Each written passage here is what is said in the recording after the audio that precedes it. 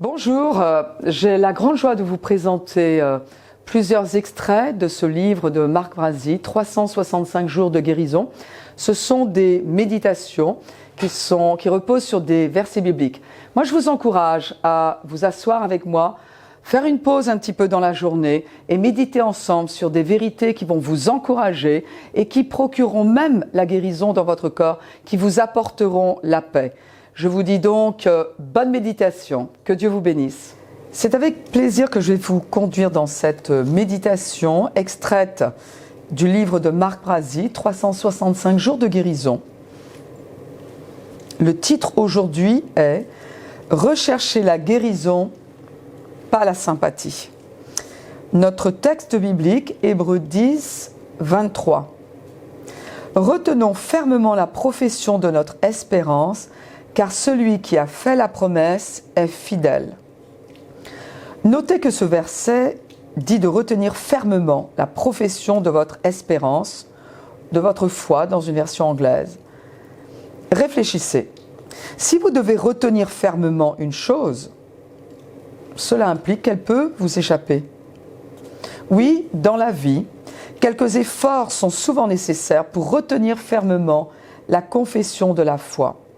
Par exemple, lorsqu'un voisin vous rencontre et vous dit « Tu as la mine défaite aujourd'hui, comment te sens-tu » Je sais que tu crois, mais comment te sens-tu vraiment ? Il est si tentant de basculer dans le naturel et d'énumérer les aliments qui vous sont interdits, votre mine qui vous inquiète ou le mauvais diagnostic de votre docteur. La chair recherche la sympathie. Aussi, elle aime se mettre en avant en se complaisant dans le doute et dans l'apitoiement. À choisir, je préfère de loin recevoir la guérison plutôt que la sympathie.